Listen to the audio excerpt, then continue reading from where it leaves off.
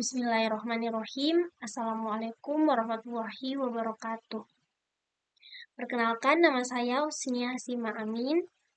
Di sini saya akan mempresentasikan hasil proposal penelitian saya dengan judul Determinan Faktor Resiko Carpal Tunnel Syndrome pada karyawan Laskar Pelangi, Operasional dan Administrasi di UPT Perbengkelan dan Pengolahan Alat Berat di Kota Makassar. Selanjutnya, di sini ada daftar isi meliputi latar belakang, urgensi, metode penelitian, teknik pengumpulan dan pengambilan data, serta pengelolaan dan analisis data. Adapun data latar belakang, menurut data internasional, CTS atau Carpal Tunnel Syndrome termasuk dalam Musculoskeletal Disorder atau MSDS. Menurut ILO 2005, terbanyak kasus MSDS 59% di Eropa. Menurut WHO, lebih dari 10% disabilitas berasal dari MSDS. Kemudian, kasus MSDS di Korea Selatan naik dari 1.634 pada tahun 2001 ke 5.502 pada tahun 2020. Selanjutnya, di AS sendiri terdapat 1-3 kasus CTS per 1.000 penduduk per tahun. Selanjutnya, ada latar belakang nasional.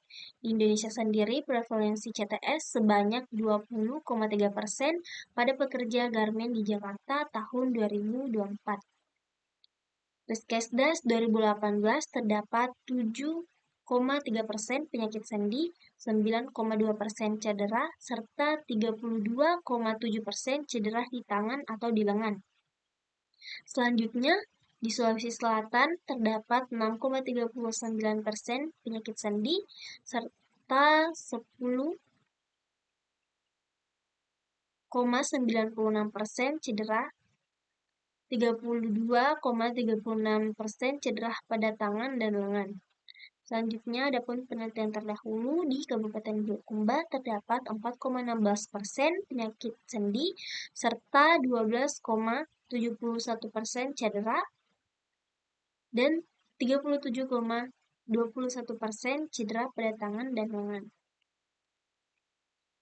Selanjutnya, adapun urgensi CTS pada karyawan Laskar Pelangi Operasional pada pekerja bengkel, tentunya urgensinya dengan melakukan gerakan berulang dalam waktu lama, seperti menggunakan alat bergetar, mengebor, memukul dan mengencangkan baut, serta postur tangan tidak netral saat bekerja atau mengekuk ataupun memutar yang dapat meningkatkan risiko terjepitnya saraf mediasur.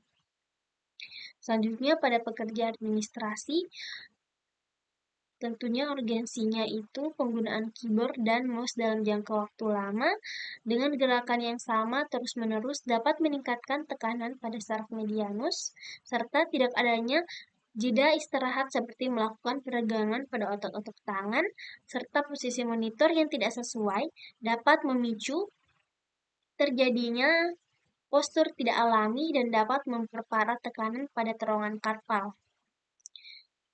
Nah, pada urgensi CTS inilah yang dapat berdampak pada kesehatan Carpal Tunnel Syndrome, serta adapun dampak kesehatannya itu seperti nyeri kronis, kesemutan, kelemahan otot pada tangan, dan kerusakan saraf medianus. Selanjutnya, adapun metode penelitian itu dengan menggunakan desain penelitian cross-seksional. Adapun lokasi dan waktunya itu dilakukan di UPT Perbengkelan dan Pengelolaan Alat Berat di Kota Makassar dari September sampai Desember 2025. Adapun populasinya itu seluruh karyawan UPT Perbengkelan dan Pengelolaan Alat Berat di Kota Makassar. Sampelnya yakni, sampel dalam penelitian ini adalah 104 karyawan UPT Perbengkelan dan Pengelolaan Alat Berat di Kota Makassar. Adapun kriteria sampelnya yaitu karyawan aktif di lokasi saat penelitian. Selanjutnya, teknik pengumpulan dan pengambilan data. Data primer itu meliputi data usia, jenis kelamin, lama kerja, durasi kerja, serta riwayat penyakit. Pengambilan datanya itu wawancara menggunakan kuesioner oleh peneliti sendiri, IMT, pengukuran oleh peneliti, serta pengamatan gerakan berulang, postur janggal, serta pemeriksaan fisik.